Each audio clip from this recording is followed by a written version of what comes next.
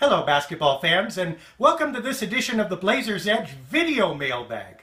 Today we're going to talk about the pick and roll, and specifically why it's not usually run with two similar sized guards, even guards as talented as Damian Lillard and McCollum.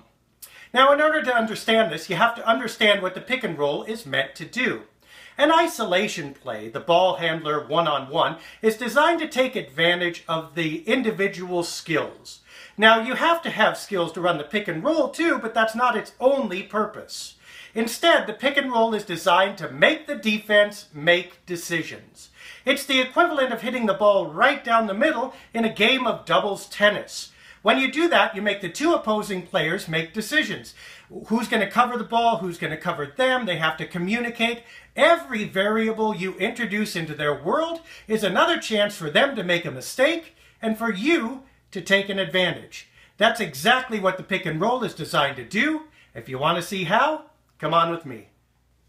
Notice that on our court, Gandalf is setting a screen. He's the big man defended by the ring wraith. Frodo and Gollum are our guards, and Frodo doesn't like how tightly Gollum is guarding him, so he's going to run Gollum into Gandalf's screen.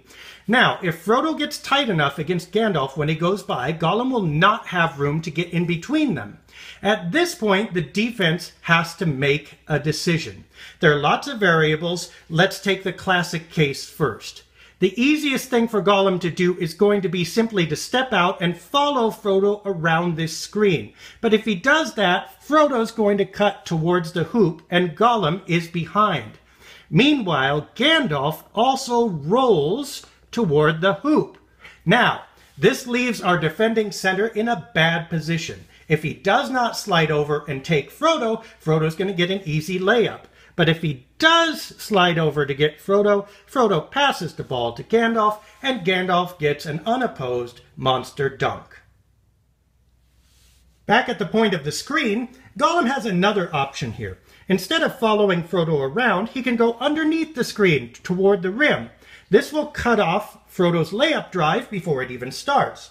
But notice that by doing this, he has left Frodo a wide open jump shot. If Frodo shoots well at all, this tactic will not help the defense. It will actually be deadly to them. A third option on a screen is simply to switch defenders. When Frodo goes past, then the big man slides over to take him, while Gollum takes the screener. This leaves everybody covered, unlike the other two options, but obviously you've got a mismatch here.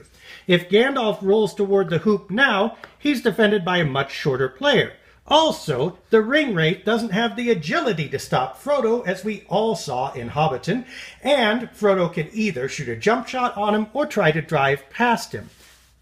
So then, when a big man sets a screen for a small man, it leaves the defense making a lot of decisions, having to communicate, and really the options on the other end aren't really great if the screen is good. That's why you'll see this play run so much.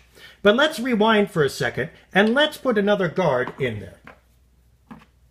Here we have our friend Sam setting the screen for Frodo now. Same play, same rub-off. We're at the point of decision. What is the defense going to do? When there was a big man setting the screen, then the defenders had a problem. But look what happens when Frodo goes by here. There's no decision at all to be made. It's really simple. Gollum slides over and takes Sam the screener. Smeagol comes over and watches Frodo. They are all the same size. There's no real liability to doing it. In fact, on most teams, the shooting guard is better than the point guard on defense. So now with that switch, you've got a better defender on your ball handler. That's the opposite of what you wanted to happen. Plus, where are the centers in this scheme? They're probably somewhere down low, which means even if Sam tries to roll, not only is he trying to roll off of a guy his own size who can get in the way of the pass, probably a center defender can stop in there and cut him off. There's no driving lane, there's no open lane in the middle, there's no pass to be made. All that's happening is your ball handler is now shooting a one-on-one shot the same way he would have been if the play had never been run in the first place. So Brad, I hope that answers your question as to why the Blazers and most other teams don't run guard pick and rolls up high, even though their guards are usually their best offensive players. And if any of the rest of you have a question, make sure to send it to blazersub@gmail.com. We'll do our best to answer. Until next time, thank you for watching.